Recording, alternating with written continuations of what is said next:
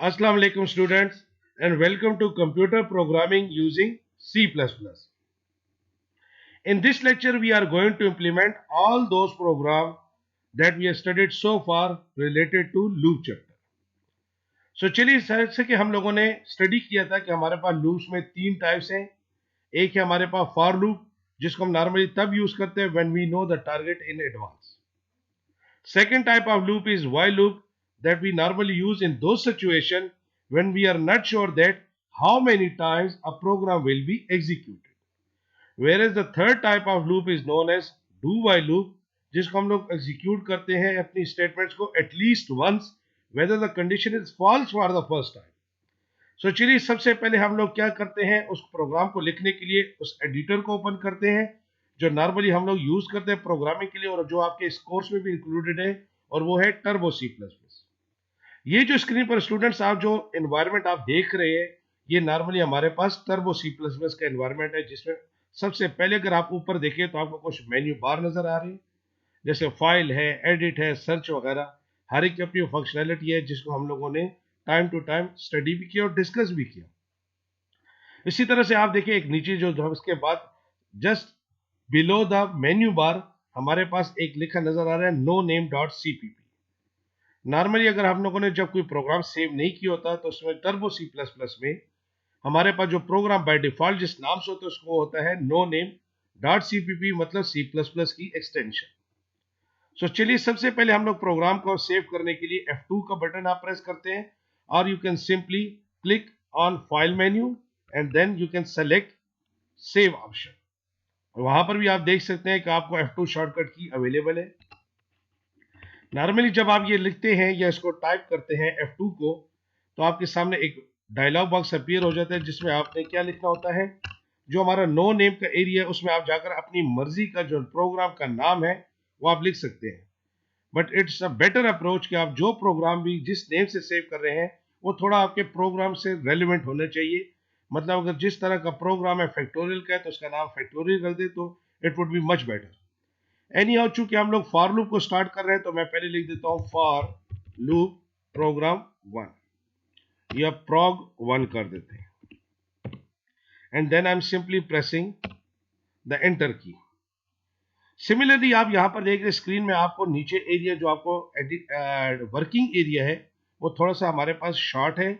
Now अगर आप चाहते हैं कि हमें कंप्लीट स्क्रीन नजर आ जाए then you can simply go to the window option and then press the zoom और सिंपली शॉर्टकट की अवेलेबल है उसके लिए F5. Now I am pressing the F5 key तो आपने देखा कि अब हमें कंप्लीट स्क्रीन पर आपका वर्किंग एरिया नजर आ रहा है. सो चलिए प्रोग्राम का स्टार्ट करते हैं. सबसे पहले आई am using the feature of comments ताकि ऑडियंस को वो बताते चलें ये प्रोग्राम बेसिकली है क्या, किस मकसद के लिए बनाए गए. So program to display numbers from 1 से लेकर 5 तक. कमेंट्स हमारे पास प्रोग्राम के अंदर वो एरिया होते हैं that do not affect program processing. ये नॉर्मली प्रोग्राम में इसलिए इंक्लूड किए जाते हैं ताकि कोई डिस्क्रिप्टिव नोड लिखना हो, लेकिन क्या ह्यूमन अंडरस्टैंडिंग के लिए प्रोग्राम के अंदर जो लाइनें यूज हो रही होती हैं उसका क्या पर्पस है उनके बारे में अगर आप बताना चाहें तो आप उसके जरिए कमेंट्स के जरिए इनको आप आसानी से बता सकते हैं. इसके बाद चलिए हम लोग अपने स्टार्ट करते हैं हेडर फाइल्स का. हेडर फाइल्स क्या होती हैं, किस लिए यूज की जाती हैं, इनको हम लोगों ने already time to time discuss किया. तो सबसे पहले हम लोग जो दो मेन पिलर्स हैं वो लिख लेते हैं iostream.h and console input output.h. इसके बाद आई am using the function main from wherever execution of a program will be started. Then after that I am using the clear screen function कि अगर programme में कोई प्रीवियसली आउटपुट जनरेट हुआ है तो वो सब के सब आउटपुट्स को वैनिश कर दे, स्क्रीन बिल्कुल क्लियर नजर आए. इसके बाद I am declaring a variable with the name I. ये प्रोग्रामिंग में लूप के अंदर हमारे पास जो वेरिएबल डिक्लेयर करते हैं उसको नॉर्मली काउंटर वेरिएबल के नाम से भी जाना जाता है. अब चूंकि हमें कहा गया कि यू हैव टू प्रिंट और display the numbers from 1 to 5, initial value 1 है, टारगेट हमारे पास 5 है, तो हम क्या लिख देते हैं i is equal to 1. क्योंकि हमारे पास जो नॉर्मली फॉर लूप के अंदर जो फर्स्ट पोर्शन होता है वो होता है इनिशियलाइजेशन पार्ट, सेकंड पार्ट हमारा टेस्ट या कंडीशन पार्ट होती है कि प्रोग्राम ने कब तक चलना है। सो हमें टारगेट इस बार 5 का दिया गया है, 5 का। So I should write I is less than or equal to 5 and then I have to display all the number from 1 to 5। तो उसको क्या करूंगा, एक एक का इंक्रीमेंट करूंगा। After that, I am using the cout statement because to display all the numbers from 1 to 5। और उसके बाद मैं यूज कर रहा हूँ /t ताकि वो जितने भी नंबर्स हैं वो आपको थोड़ा गैप से नजर आए। As I have said that, इसके बाद आप अगर हमारे पास फॉर लूप के अंदर अगर एक ही स्टेटमेंट यूज हो रही है, then there is no need of braces, but braces are optional in this case as well। लगाए तब भी ठीक है, ना लगाए तब भी खैर है, लेकिन if you have more than one statement after for loop then braces are compulsory. इसके बाद मैं प्रोग्राम को एंड कर रहा हूं, और अगर आपने दोबारा जो प्रोग्राम में जो भी टाइपिंग की है लिखा हुआ है इसको अगर आप सेव करना चाहते हैं, so once again I am going to simply press F2 button, या आप यहां से जाकर भी इसको सेव पे क्लिक कर सकते हैं। अब मैं चलता है, हम लोग क्या करते हैं, इस प्रोग्राम को कंपाइल करते हैं ताकि चेक करें प्रोग्राम में कोई एरर्स तो नहीं है। तो आई am simply pressing the Alt F9 या Alt C, दोनों चीजें आप देखिए मेन्यू बार के अंदर अवेलेबल है। आपको Alt C के बाद इनिशियल लेटर और Alt के साथ भी आप प्रेस कर सकते हैं, या आप Alt F9 भी प्रेस कर सकते हैं। So as we can see that the program contains no error, it means success है।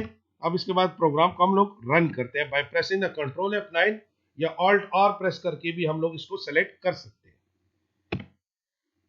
देन यू कैन सी आपको प्रोग्राम में 1 से 5 तक नंबर दिखा दिए गए हैं और वो आपकी इस आउटपुट स्क्रीन पर नजर भी आ रहे हैं। टेक अ लुक, क्लियर हो गया। Now I am pressing any key from the keyboard और आप देखते हैं आपको वापस एडिटर में लेकर आ गया। अगर अब आप चाहते हैं कि 1 से 5 की बजाय 1 से 100 तक नंबर स्क्रीन पर शो करना चाहिए, देन ये भी पॉसिबल है। सिंपली आपको क्या करना होगा, आपको सिर्फ अपना टारगेट की वैल्यू को चेंज करना होगा, और वही कंपाइल किया, इसके बाद रन किया, तो देखिए आपको 1 से लेकर 100 नंबर तक भी स्क्रीन पर शो हो रहे हैं। तो ये तो हमारा पहला प्रोग्राम था जो कि फॉर लूप से रिलेटेड, के फॉर लूप को कैसे यूज करते हैं। अब कुछ थोड़े से फीचर्स जानते हैं। C++ में जैसे अगर आप चाहें तो ये वेरिएबल आई जो आपने यहां पे लिखा है, आप इसकी वजह इसको डायरेक्टली यहां पर भी लिख सकते हैं, एंड आई। आप इस तरह भी इसको प्रेस करके भी और ऐसा लिख के भी आप स्क्रीन पर दिखा सकते हैं, वही आपको स्क्रीन पर आउटपुट नजर आ रहा है। Got it. सो ये हमारे पास पहले प्रोग्राम हो गए फॉर लूप से रिलेटेड। सो चलिए इसी तरह से हम लोगों ने क्लास में कुछ और प्रोग्राम्स को भी स्टडी किया था रिलेटेड टू फॉर लूप, और उनको भी अब जाके चेक करते हैं। सो बजाय इसके कि हम लोग प्रोग्राम को स्क्रैच से फिर लिखे, मैं सिंपली क्या करता हूं, इसी प्रोग्राम के कोड को कॉपी कर लेता हूं, जिसको हम लोगों ने अभी जैसे सेलेक्ट करने के लिए मैंने शिफ्ट का बटन एंड डाउन एरो की को यूज किया, और कॉपी करने के लिए हमारे पास जो शॉर्टकट की है टर्बो C++ में वो है Ctrl Insert। इसी तरह से अगर ये शॉर्टकट की भूल भी जाती है then no worries at all, आप सिंपली Alt E यानी एडिट को भी सेलेक्ट करते हुए यहाँ पर आप जाकर भी चेक कर सकते हैं कि कॉपी ऑप्शन जो कॉपी कमांड है उसके लिए शॉर्टकट की कौन सी है, वो नजर आ रही है Ctrl Insert के नाम से। इसके बाद मैंने क्या किया, फाइल मेन्यू में जाके न्यू पे सिलेक्ट किया, और न्यू के बाद जैसे अब आपको देखिए कुछ वो प्रोग्राम है जो प्रॉपरली सेव नहीं हुए तो वो स्क्रीन पर नजर आ रहे हैं, यानी शो हो रहे हैं। इसके बाद सिंपली मैंने F5 प्रेस करके मेरे फिर जूम स्क्रीन को मैंने सेलेक्ट कर लिया, और अब मैं शिफ्ट प्लस इंसर्ट या ऑल्ट एडिट में जाके पेस्ट ऑप्शन को भी आप सेलेक्ट कर सकते हैं। अब हमारे पास वो प्रोग्राम यहां पर आके कॉपी हो गया कोड। सिंपली मैंने शिफ्ट बटन को प्रेस करते हुए फिर डाउन एरो की को यूज किया, और उसके बाद जो हमारे पास सेलेक्टेड एरिया था उसको अनसेलेक्ट कर लिया। अब चूंकि हम लोगों ने एक नेक्स्ट प्रोग्राम लिखा था, program to display all the even numbers from 1 to say 50 ना सी 100 कर दे, इट डजेंट मैटर। अब इसके बाद चूंकि आप लोगों ने 1 से लेकर 100 तक दरमियान जितने भी इवन नंबर्स हैं वो स्क्रीन पर शो करने हैं, तो हमें पता है कि 1 से लेकर 100 के दरमियान जो सबसे पहला इवन नंबर है वो है हमारे पास 2। सो सिंपली मैं इनिशियल वैल्यू को जाकर चेंज कर देता हूं और मैं इसको बना देता हूं 2। टारगेट हमारे पास वही रहेगा, less than or equal to 100। And हमें ये भी पता है कि हर इवन नंबर दूसरा इवन नंबर आता है after the addition of 2। Then I am going to simply write i is equal to i plus 2। So इस तरह से हमें स्क्रीन पर जितने भी इवन नंबर्स होंगे वो अब स्क्रीन पर शो हो जाएंगे। इसको भी मैं अगर प्रोग्राम को पहले सेव कर लेता हूं, और सेव करने के लिए उसी तरह मैं F2 के बटन को प्रेस कर लेता हूं, या मैं जाकर फाइल मेन्यू में जाकर भी सेव की ऑप्शन को सेलेक्ट कर सकता हूं। अब मैं लिख देता हूं प्रोग्राम 2। ये मेरे पास सेकंड प्रोग्राम आ गया, इसको भी मैं कंपाइल करता हूं। Now the program contains no error, it means the program is 100% successful, means ready for the execution. So I'm simply pressing the Control F9, or I'm selecting Alt R, which is for run command.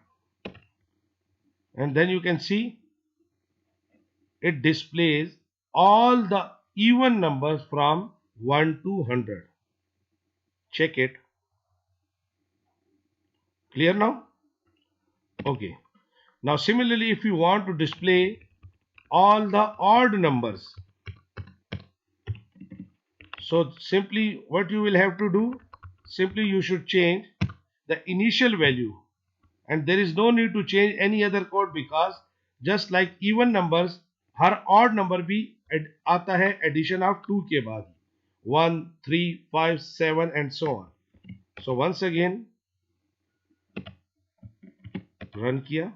Now take a look, हमने क्या किया, सिर्फ एक value को change किया, और एक value को चेंज करने से हमें नजर आ गया कि प्रोग्राम में देखें अब आपको जितने भी ऑड नंबर्स है 1 से 100 के दरमियान वो सब शो कर रहा है।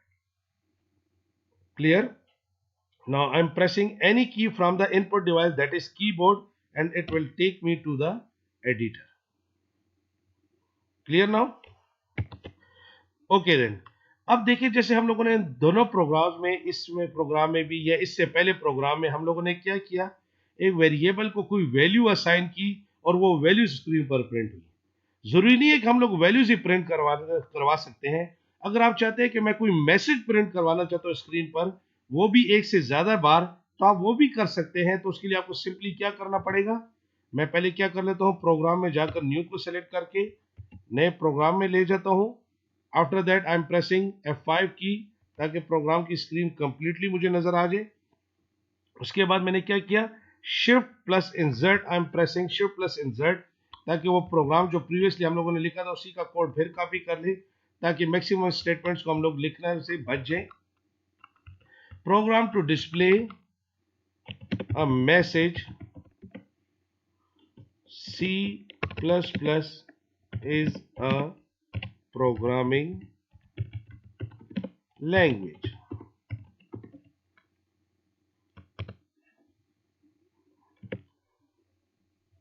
Five times. तो हम लोग ये भी कर सकते हैं कि हम लोग जरूरी नहीं है कि हर बार नंबर्स को ही शो करवाना चाहिए, हम कोई मैसेजेस वगैरह भी शो करवा सकते हैं।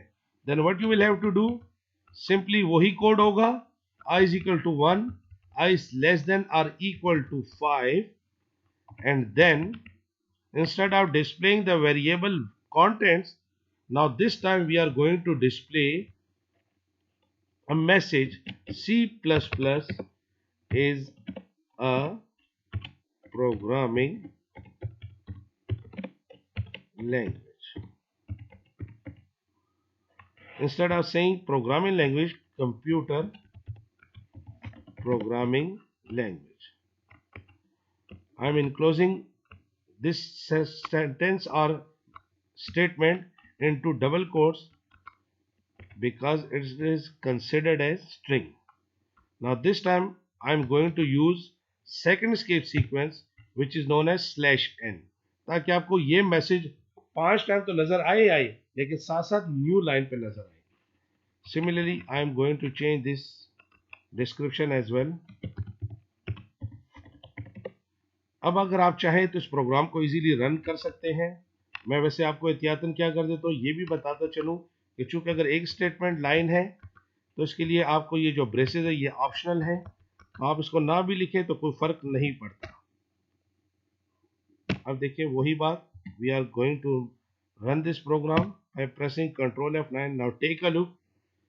इस बार उसने आपको 1 से 5 बार चलवा के दी लूप, लेकिन इस बार हम लोगों ने वेरिएबल्स की वैल्यू शो नहीं की, बल्कि हमने क्या किया, एक मैसेज स्क्रीन पर शो करवाया। Got it? Okay. Now after that हम लोगों ने एक और प्रोग्राम भी स्टडी किया था जो कि बहुत ज्यादा इंपॉर्टेंट है according to examination point of view at FSC level, और वो है हमारे पास program to find the factorial of any entered number. So चलिए स्टार्ट करते हैं। फिर न्यू को सिलेक्ट करते हुए और सिंपली मैं 5 प्रेस कर देता हूं and then I am pressing the shortcut key for paste command which is shift insert. तो हमारे पास फिर वही प्रोग्राम कॉपी हो गया कोड, जिसके जरिए हम लोगों ने देखा कि हम लोगों ने मैक्सिमम लाइंस को लिखना हमसे हम लोग अवॉइड कर लिया, न्यूज से बच गए हैं। तो अब चेक करते हैं programme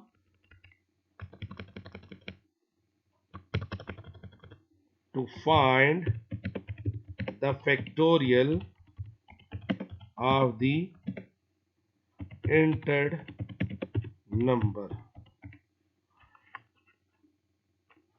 of, I think it would be more suitable, find factorial of any entered number from the keyboard। तो चलिए इसको स्टार्ट करते हैं। और इसका कोड भी हम लोगों ने देखा कि जब कभी भी हम लोगों ने कभी भी किसी नंबर का फैक्टोरियल फाइंड आउट करना होता है, then I should use and I need a variable for storing the number, say int n, and then I'm using the counter variable जो उसको बार बार चलाएगा रिपीटेशन पर्पस के लिए, and then I'm declaring another variable for storing the product of two numbers like f, और simply लिख दिया उसको semi colon के जरिए टर्मिनेट। फिर मैं f को इनिशियल वैल्यू असाइन कर रहा हूं 1।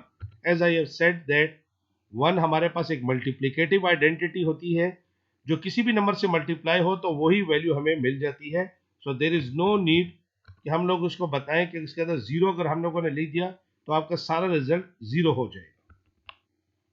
इसके बाद मैंने जैसे कि बताया कि फैक्टोरियल फाइंड आउट करने के लिए हम लोगों ने जो कोड लिखा था वो मैं यहाँ पे लिख रहा हूँ, i is equal to n, i is greater than और equal to 1 and then i minus minus.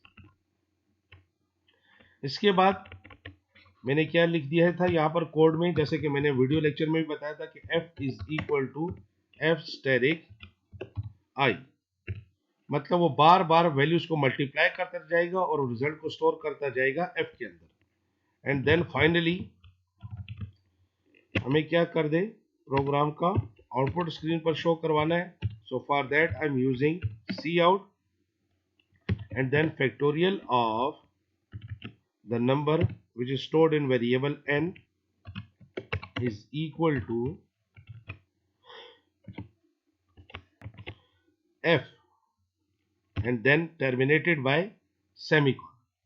now in this question आप जरा चेक करिएगा कि यहां पर मैंने एक स्टेटमेंट के होते हुए भी, जैसे कि हमने तो कहा था कि अगर जब हमारे पास फॉर लूप के बाद एक स्टेटमेंट हो तो ब्रेसेस आर ऑप्शनल। यहां पर हमारे पास ब्रेसेस लिखने का एक खास वजह है, रीजन है, और वो रीजन ये है कि हमें फाइनल रिजल्ट चाहिए, फाइनल रिजल्ट। इस वजह से मैंने सी आउट स्टेटमेंट को जो लिखा है वो इस ब्लॉक से बाहर लिखा है। अब इस ब्लॉक के अगर अंदर लिखेंगे तो वो क्या फर्क पड़ेगा वो भी चेक कर लेते हैं। फिलहाल देखिए मैं इस प्रोग्राम को कंपाइल करता हूं पहले। सो बिफोर दैट हम लोग इस प्रोग्राम को सेव कर लेते हैं। क्योंकि प्रोग्राम रिलेटेड है फैक्टोरियल से, I think the suitable name is factorial.cpp। This program I think is already written with the name factorial, तो मैं इसको ओवरराइट कर लेता हूं and then compile this program. Once again program contains no error, it means success. So press any key and then Alt R to run this program. अब देखिए आपको नजर आ रहा है कि यहां पर बता रहा है factorial of 7666 is equal to 0, मतलब कोई नंबर उसने आपसे लिए ही नहीं है। तो उसके लिए आपने पहले क्या करना होगा कि आपने पहले कोड लिखना होगा कि किस तरह से आपने पहले नंबर एंटर करवाना है। Cout enter any number to find its factorial. मतलब क्या हुआ कि अगर आपने नंबर नहीं एंटर किया होगा तो वो अपनी गार्बेज कलेक्शन में से कोई भी नंबर सेलेक्ट कर लेता है और उसका फैक्टोरियल फाइंड आउट करने की कोशिश करता है। Cin n. So remember one thing कि जब कभी भी आप कोशिश किया करें कि प्रोग्राम में कुछ एरर्स वगैरह खुद से जनरेट कराएं ताकि आपको पता चले कि अगर ये स्टेटमेंट ना लिखता तो आउटपुट पे क्या इंपैक्ट पड़ता। जैसे कि मैंने प्रोग्राम में फैक्टोरियल का कोड तो लिख दिया, लेकिन किसका फैक्टोरियल फाइंड आउट करना है उसका कोड मैंने लिखा ही नहीं विद द हेल्प ऑफ सी इन। तो आपने देखा प्रोग्राम का आउटपुट टोटली डिफरेंट था। अब चूंकि आपने नंबर पहले एंटर कर दिया है, उसके बाद हम लोगों ने उसी को इनिशियल वैल्यू भी बना देंगे। अब ये प्रोग्राम का आउटपुट आप देखिए कितना चेंज हो जाता है, वो देखें।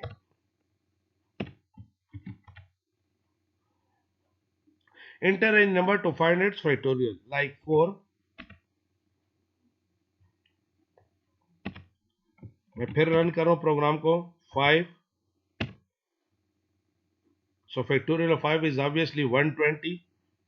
आप इसमें भी कर सकते हैं। सिमिलरली मैंने आपको यह भी बताया था कि अगर आप चाहें कि आप 1 से लेकर उस नंबर तक जाएं तो आप वो भी कर सकते हैं। तो उसके लिए आपको क्या करना होगा? So instead of assigning i is equal to n value, हम उसको 1 से स्टार्ट ले लेते हैं और लिख देंगे i is greater than or equal to 1 की बजाय i is less than or equal to n। और इस बार हम लोग इंक्रीमेंट ऑपरेटर यूज करेंगे। वही कोड होगा, देखिए कोई चेंज नहीं आएगा। अभी भी अगर आप कोई नंबर एंटर करें तो आपको वही सेम आंसर मिलेगा। क्लियर? ओके। अब देखिए मैंने जैसे कि इससे पहले ये बात कही है आपको कि हम लोगों को चूंकि फाइनल आंसर चाहिए, तो फाइनल आंसर के लिए हम लोगों ने इसलिए सी आउट को इन ब्रेसेस से बाहर लिखा है। नाउ अगर मैं इसी को इस ब्रेसेस के अंदर लिख के कंसिडर करूं तो देखिएगा कि जो स्टेप्स वो परफॉर्म करेगा, जस्ट लाइक हम लोगों ने अपनी वीडियो लेक्चर में भी बताया कि किस तरह से वो एक एक स्टेप को परफॉर्म करते रहे ड्राई रन के जरिए, तो वो देखिएगा कैसे एग्जीक्यूट होता है, वो चेक करें। यहां पर अब मैंने लिखा जैसे 5, तो देखिए आपको बता रहे हैं वो सारे के सारे स्टेप्स आपको एग्जीक्यूट जो उसने किए हैं वो साथ साथ स्क्रीन पर शो भी कर रहे हैं। ये फर्स्ट टाइम 5 का फैक्टोरियल 1 था, फिर 2 हुआ, फिर 6, फिर 24 और इसी तरह से फिर 120 पर जाकर एंड हुआ। सो इसके लिए आपको क्या करना होगा? हम लोग इसलिए ब्रेसेस से अपनी आउटपुट स्टेटमेंट को ब्रेसेस से बाहर लिखते हैं ताकि हमें सिर्फ और सिर्फ फाइनल आंसर ही मिले। तो इस लिहाज से अगर अब आप चेक करें तो मैंने जब इसको लिखा तो देखिए मैं जस्ट फाइनल आंसर ही मिला। क्लियर ये पॉइंट? ओके। चलिए इसी तरह से एक और प्रोग्राम कंसिडर करते हैं जिसमें हम लोग चेक करते हैं कि अगर कोई हमें नंबर एंटर कर किया जाए, यूजर कोई नंबर एंटर करता है, सो आफ्टर दैट हम लोगों ने उसका अगर टेबल फाइंड आउट करना हो तो उसका टेबल कैसे फाइंड आउट करेंगे। सो चलिए सबसे पहले तो न्यू पे क्लिक करते हैं और उसके बाद शिफ्ट में Z प्रेस करके उसी तरह से अपने प्रोग्राम का पीस ऑफ कोड वापस रिट्रीव कर लेते हैं ताकि मिक्सिंग स्टेटमेंट से लिखने से बच जाए।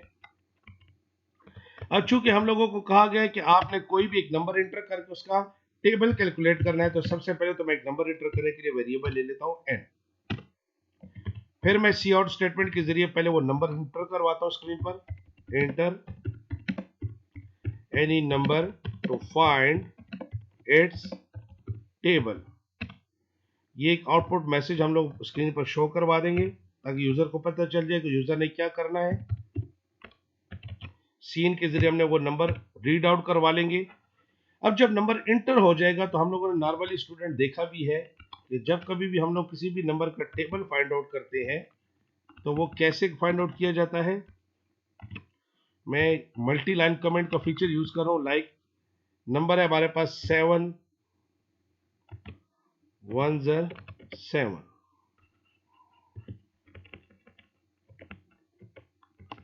इसी तरह से मैं लिख लेता हूं 7 14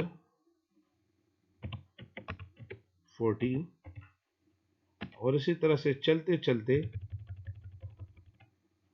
नॉर्मली मैं टेबल की लेंथ या रेंज या लिमिट कह दे, जो भी आप कहना चाहें, इसको 10 तक रख देता हूं। 7 10 ज़र 70। सो इस प्रोग्राम का देखिए, अगर आप लॉजिक डेवलप करना चाहें तो इसमें आपको नजर आ रहा है कि ये वो हमारे पास पोर्शन है जो नॉर्मली हमने जिसका टेबल फाइंड आउट करना होता है। मतलब n, ये 7 भी हो सकता है, 6 हो सकता है, 10 हो सकता है, 15 हो सकता है, कोई भी नंबर हो सकता है जिसका यूजर टेबल फाइंड आउट करना चाहता है। सो ये हमारे पास वो एरिया हो जाएगा जिसका हम लोगों ने टेबल फाइंड आउट करना है, जो कि हमारे पास किस में स्टोर है, इस n के अंदर। n can be any number according to user desire। इसके बाद ये हमारे पास एक मल्टीप्लिकेशन का सिंबल है जो कि हमारे पास थ्रू आउट प्रिंट हो रहा है एज इट इज, तो इसको हम लोग डबल कोट्स के अंदर लिख देंगे। इसके बाद ये वाले जो वैल्यूज होती है नॉर्मली वो वैल्यूज होती है जो कि हम लोगों ने एक एक के वेरिएशन से इंक्रीमेंट के जरिए हम लोगों ने इसको बढ़ाते हुए इसको 10 तक लेकर जाना है, जिसके हम लोगों ने डिफरेंट जो टेबल के आउटपुट या रिजल्ट्स आएंगे वो इसके साथ मल्टीप्लाई होकर शो होंगे। तो ये हमारे पास नॉर्मली ये 1, इसी तरह से ये 2 अप टू 3 4 5 अप टू 10, ये हमारे पास काउंटर वेरिएबल होगा, यानी लूप वेरिएबल। तो हम लोग एक और वेरिएबल भी डिक्लेयर कर लेते हैं लूप वेरिएबल में आई के नाम से। इसके बाद हमारे पास ये इक्वालिटी का सिंबल यूज हो रहा है जो कि थ्रू आउट हमारे प्रोग्राम में एज इट इज प्रिंट हो रहा है, तो ये भी हमारे पास डबल कोट्स का पोर्शन कंसिडर हो जाएगा। इसके बाद नॉर्मली हमारे पास जो ये थर्ड पोर्शन आ जाता है which is the result of these two variables, the first one and the second one, मतलब the number which is stored in n and the second one counter variable which is in this case I. So it means this is the result of n plus n into I. The same case is here 14 कहां से मैं मिला, after the product of or the multiplication of n into I. So चलिए इसकी logic को हम लोग check करते हैं कैसे इंप्लीमेंट करेंगे। सबसे पहले हम लोगों ने एक नंबर इंटर करवा दिया जिसका हम लोगों ने टेबल फाइंड आउट करना। उस नंबर को इंटर करने के बाद हम लोग क्या कर लेंगे, उसी तरह एक लूपिंग वेरिएबल के साथ काउंटर वेरिएबल यूज करेंगे। i is equal to 1, i is less than और इक्वल टू 10 तक जाना है। अगर आप 10 तक टेबल फाइंड आउट करना चाहते हैं, 12 तक करना चाहते हैं, simply change this target value to 12, तो आप इस तरह से इसको चेंज भी कर सकते हैं। This i plus plus will remain the same, क्योंकि आपने एक एक एडिशन ही कर कर उन सब टेबल की वैल्यूज को आपने स्क्रीन पर शो करवाना। Now the important point is here, जो कि हमारे पास आउटपुट स्टेटमेंट में और उसमें हमने देखा भी कि उसको हम लोग कैसे यूज कर रहे हैं। फर्स्ट ऑफ ऑल आप देखें यहाँ पर चेक कर लें कि आपको सबसे पहले क्या नजर आ रहा है, 7, मतलब वो नंबर है जो कि हमारे पास इस केस में स्टोर्ड है n में। उसके बाद हमने देखा कि हमारे पास क्या आ रहा है, मल्टीप्लीकेशन का सिंबल। हम लोग क्या, सिंपली मैं थोड़ा गैप से लिख रहा हूँ ताकि आउटपुट क्लियर नजर आए। ये हमारे पास multiplication symbol, and after that हम लोगों को नजर आ रहा है कि क्या हम लोगों ने लिखा यहाँ पर वो काउंटर वेरिएबल का यूज करेंगे जो 1 बाय 1 चेंज होते हुए अपने डिफरेंट रिजल्ट्स प्रोवाइड करेगा, which is normally in this case is stored in I. After that we have the equal or equality symbol, so I am simply enclosing this equality symbol into double quotes, और उसके बाद the product of n into I, which can be written as n steric I, and then after that I am using the and l, or you can use slash n as well for displaying all the results onto a different or separate line, and that's simply terminated by semicolon. Once again no need of braces, optional है, लिखे तब भी खैर है, ना लिखे तब भी ठीक है। So this is the code for finding the table of any entered number. I am compiling this program once again. Program have no error, so simply success, and then Control F9 to execute the program. Now once again वही चीज हम 7 ही लिख लेते हैं, and then I am pressing the enter key. So take a look, आपको उसी तरह से देखिए आउटपुट स्क्रीन पर शो हो रहा है। Now I am once again going to repeat this program for any other number, like I am pressing the 50. Got it? So this was all about for loop. So इसी तरह से और भी बहुत प्रोग्राम्स हैं जो कि हम लोग for loop के जरिए हम लोग इजीली इंप्लीमेंट कर सकते हैं। तो मैं उन प्रोग्राम्स को भी आपके साथ टाइम टू टाइम शेयर करूंगा जो कि फॉर लूप के जरिए इम्प्लीमेंट हो सकते हैं। आप कोशिश करें कि keep practicing all those program based on for loop, और अगर कोई कंफ्यूजन हो then you can simply ask from me. Till then, take care and अल्लाह हाफिज।